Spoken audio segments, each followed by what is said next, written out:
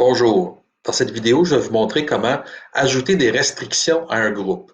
Bon, si vous avez plusieurs groupes associés à votre cours Moodle et vous voulez passer un examen ou un test, puis que vous voulez que le test soit fermé pour tout le monde, sauf les étudiants d'un groupe, c'est important d'utiliser les restrictions.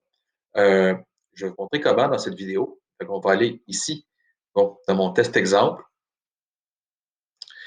Quand on rentre dans le test, vous allez voir l'engrenage sur le côté droit, ici, où on peut gérer les paramètres. Bon, dans les paramètres, on va mettre les restrictions générales. Donc, si vous donnez l'accès à votre examen dans les paramètres, on va aller ici. Bon, vous pouvez écrire votre test ici, écrivez vos consignes, et les restrictions de temps sont généralement ici. Okay? Bon, vous allez avoir des restrictions. S'il n'y a pas de restriction de temps, l'examen va être disponible en tout temps.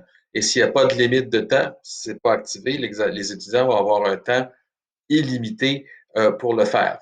Ça, c'est la section, dans la section paramètres, c'est les paramètres généraux. Ça va être en commun. Tous vos groupes vont avoir ces restrictions-là. Moi, ce que j'ai tendance de faire, c'est que je les utilise, mais je crée une sorte de restriction qui est impossible.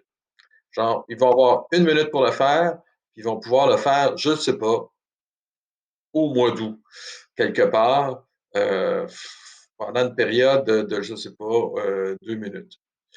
Okay. Pourquoi je fais ça? Ben parce que les restrictions de groupe et les restrictions générales ont tendance à s'additionner.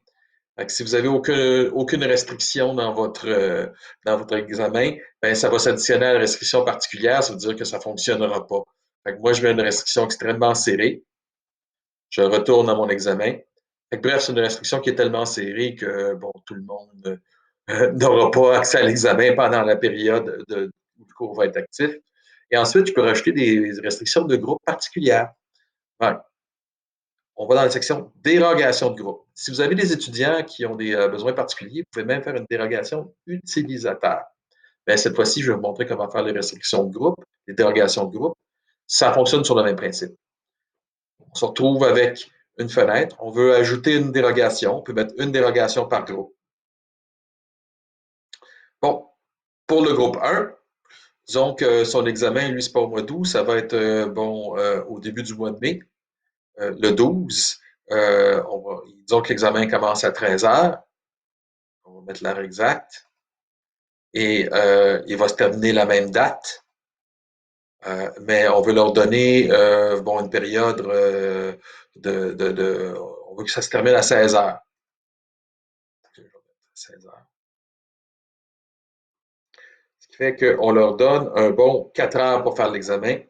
Là, si je peux, le temps disponible, je peux mettre 4 et on peut choisir heure. Vous avez vu, on a beaucoup d'options. Ça peut être semaine, jour, minute, seconde. Hein, si on a un mini quiz puis on veut faire une course contre la montre, mais là, c'est pas exactement le genre d'activité qu'on peut faire. Nombre de tentatives autorisées. Ça, c'est important parce que si vous mettez illimité, l'étudiant peut reprendre l'examen plusieurs fois. Dans ce cas-ci, si c'est un examen d'évaluation, vous pouvez mettre 1. Et puis, si vous voulez en plus, un peu plus de sécurité, vous pouvez ajouter un mot de passe. C'est-à-dire que les étudiants ne peuvent pas rentrer dans le test tant qu'ils ne rentrent pas le mot de passe. Ça, c'est la restriction pour le groupe 1. Hein. On va l'enregistrer et ajouter une autre dérogation. Il y a une deuxième dérogation. On peut faire la même chose, mais cette fois-ci pour le groupe 2, si vous avez plusieurs groupes. Puis on recommencerait l'opération autant de fois qu'on a un groupe. Bon, à la fin, on a une liste de dérogations. Vous l'avez, le groupe 1, quand est-ce que ça commence, quand est-ce que ça se termine, combien de temps ils ont pour le faire et le nombre de tentatives. On peut en ajouter une autre ici. Le système va restreindre les étudiants d'un groupe à l'intérieur des paramètres de ce groupe-là. Les groupes sont créés automatiquement dans Moodle au moment de l'inscription des étudiants. Ça se peut que les numéros de groupe ne correspondent pas. Si vous voulez voir quels étudiants sont dans quel groupe, vous pouvez aller dans la section participants.